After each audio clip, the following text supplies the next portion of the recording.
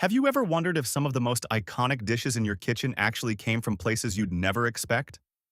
What if it wasn't New York, Paris, or a historic coastal city that quietly transformed global eating habits, but the American heartland instead? Imagine a landlocked state, blanketed in snow for much of the year, emerging as a surprisingly influential force in food history. That state is Minnesota. And right here, in the birthplace of these culinary innovations, we're about to show you how it all happened. One dish, one invention, and one astonishing origin story at a time. Make sure to hit subscribe so you never miss a story like this. Let's start with food number one, Wheaties. Today, it's a name that's practically synonymous with champions, the cereal that has featured more than 1,000 athletes on its signature orange box since 1958. But the journey to that iconic status didn't begin in a corporate boardroom. Instead, it all started with a simple kitchen mishap that could have been tossed in the trash. Back in 1921, a Minnesota health clinician named M. Turn Ferguson accidentally spilled a wheat bran mixture onto a hot stove. Rather than discarding it, he gave the crispy, thin flakes a taste, and instantly, an idea sparked. He brought the concept to the Washburn-Crosby Company in Minneapolis, which would later become General Mills. After years of experimenting with 36 different wheat flake recipes, the perfect one finally emerged. And here's the twist that surprises almost everyone.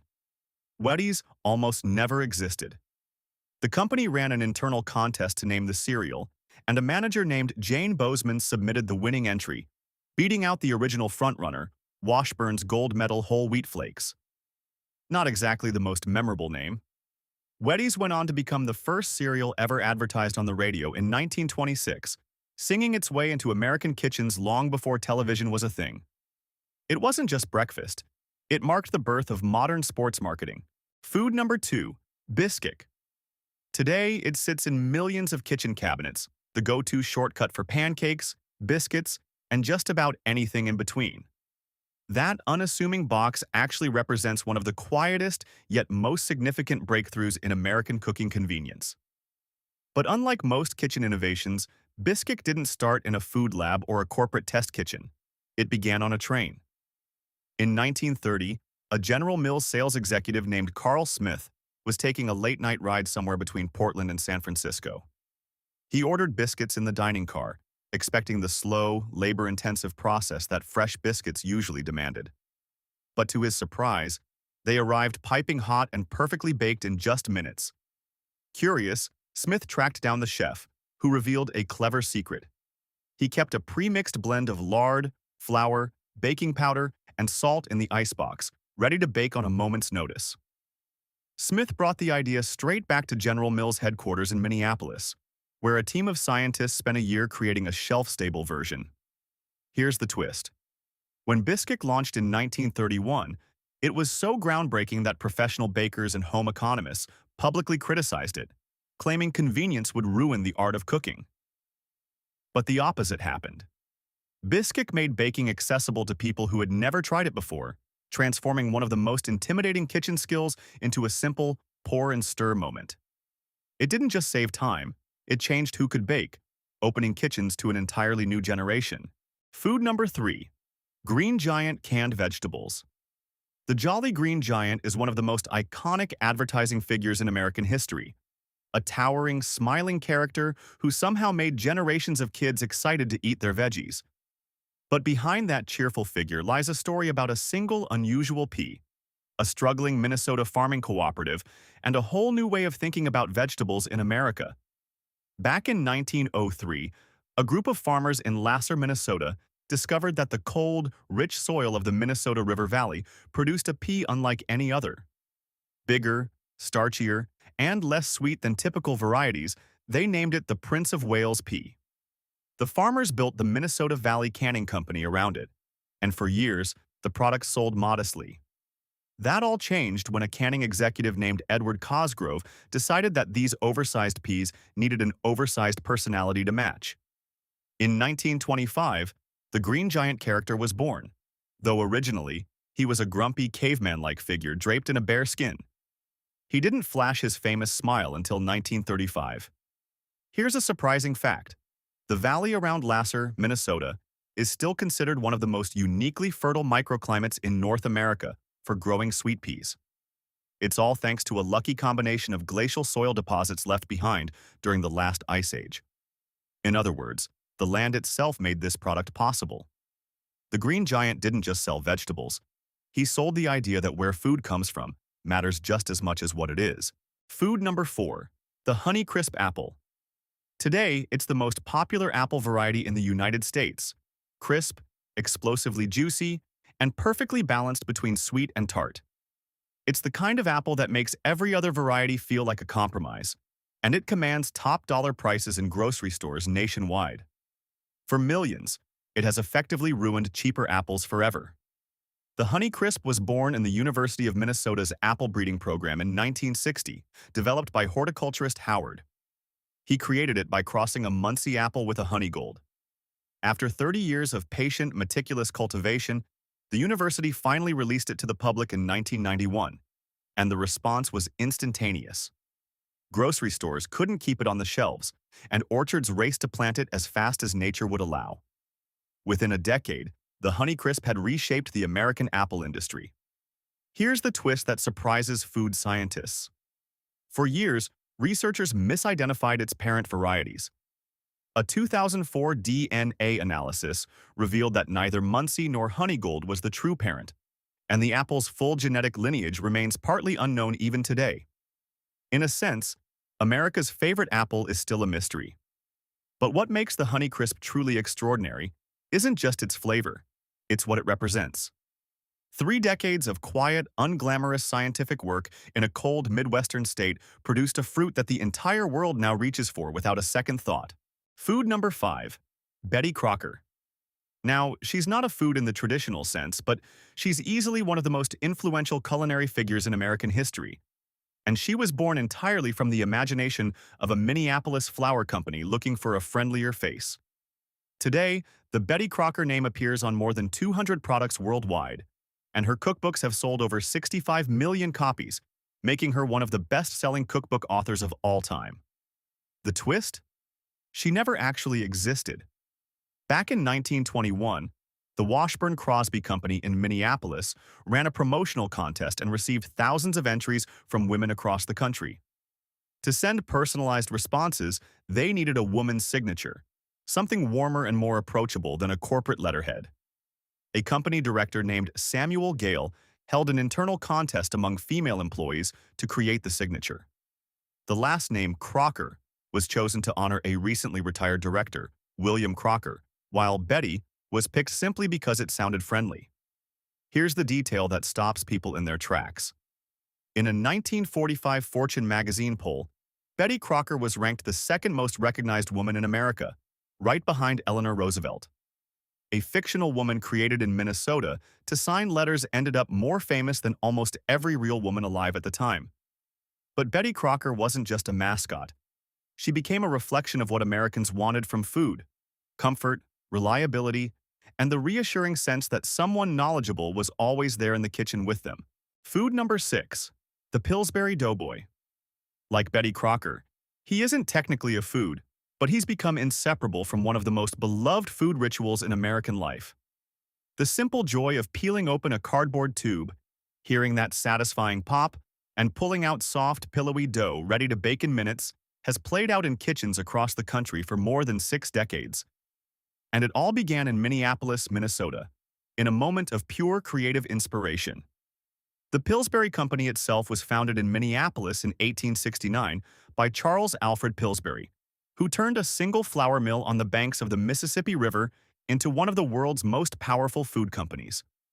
But the Doughboy, officially named Pop and Fresh, didn't appear until 1965, when the advertising agency Leo Burnett created him for a Pillsbury crescent roll campaign. He was brought to life as a soft, giggling white dough figure wearing a chef's hat, originally voiced by actor Paul Frees. His gentle chuckle whenever he was poked in the belly became one of the most iconic sounds in television advertising history. Here's a detail that delights people.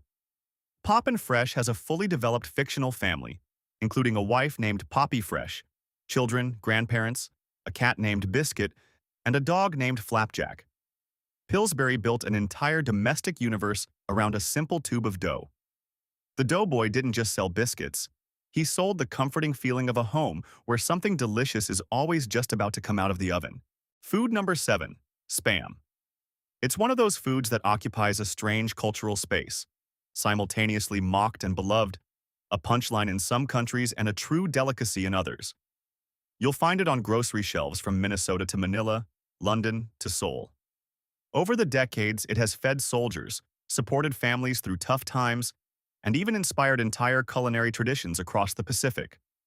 No other canned meat in history has traveled as far or touched as many lives.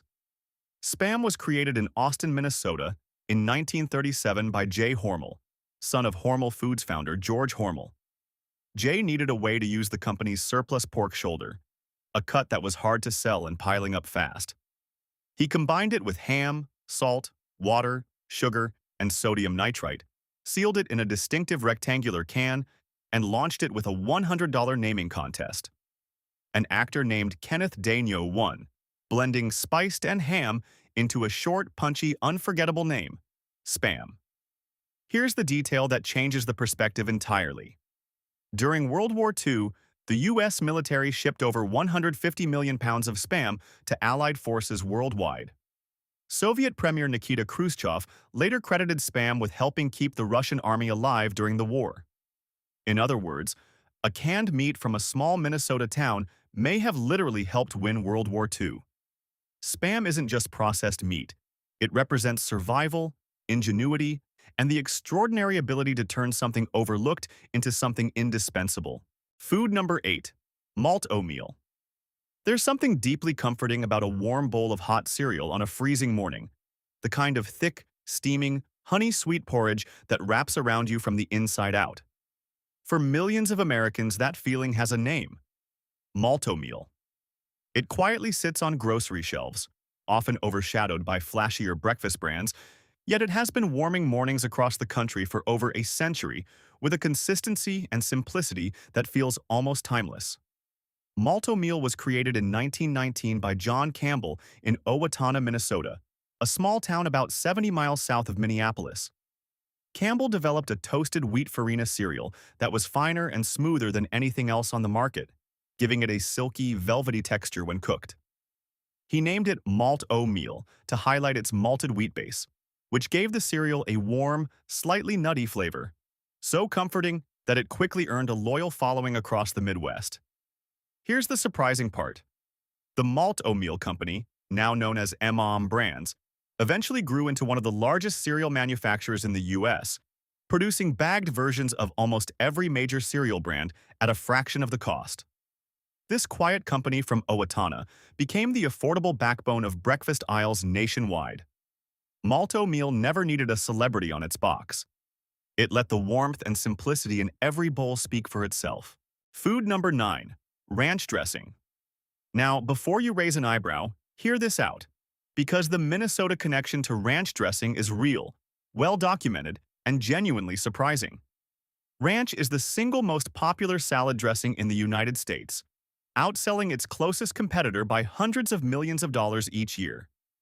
It's the flavor that defines American casual dining: cool, creamy, herby, and rich in a way that makes almost everything it touches taste better.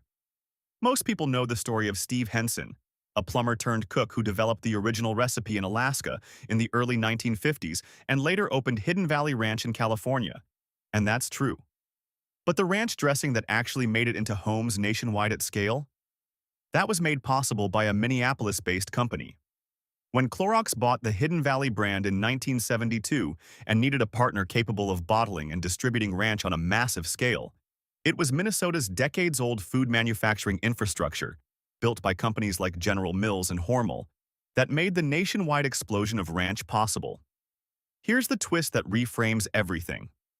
Before Hidden Valley began selling dry ranch seasoning packets in 1983, ranch dressing wasn't a pantry staple in most American homes. It was those packets, manufactured and distributed through Midwestern supply chains, that turned ranch from a restaurant condiment into a household obsession. In other words, ranch didn't conquer America from California. It conquered America from the middle of the country outward. Food number 10. The Juicy Lucy.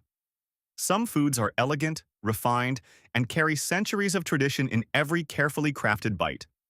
And then there's the Juicy Lucy, a burger so gloriously indulgent it practically dares you to eat it with any sense of decorum. Unlike a regular cheeseburger, the cheese isn't melted on top. It's sealed inside the patty, molten and bubbling, ready to explode the moment you take your first bite. It's messy, dangerous, and absolutely magnificent. The Juicy Lucy was born in Minneapolis, Minnesota, sometime in the 1950s, and ever since, two bars on the same street have been squabbling over who invented it first. Matt's Bar claims founder Matt Bristol created it, while the 5 to 8 Club insists they were the originals. The debate has never been officially settled, but that rivalry has become part of the legend itself. What both bars agree on is the core experience. Two thin beef patties pressed around a thick core of American cheese, grilled until the cheese becomes a molten pocket of liquid gold. Here's a fun and slightly terrifying detail. Every server at Matt's Bar is traditionally required to warn customers that the molten cheese can cause serious burns. Their menu famously reads, "If it's spelled right, it's done right." Matt spells it Juicy Lucy. The 5-8 Club leaves out the Y. A single letter fuels a decades-long rivalry, but the essence of the burger is the same. The Juicy Lucy isn't just a burger. It's Minneapolis in one bite. Unpretentious, bold, stubbornly original, and impossible to forget. From a spilled wheat flake on a hot stove to a molten, cheese-filled burger that will scorch your mouth and still make you smile, Minnesota hasn't just contributed to American food history, it quietly, brilliantly shaped it. This is what First Taste is all about. Uncovering the hidden stories behind everyday foods, showing how they make the world feel stranger, richer, and more wonderful than you ever imagined. If this changed the way you think about Minnesota, or breakfast, lunch, or dinner, hit the like button, subscribe so you never miss a story like this one, and let us know in the comments which of these 10 foods surprised you the most.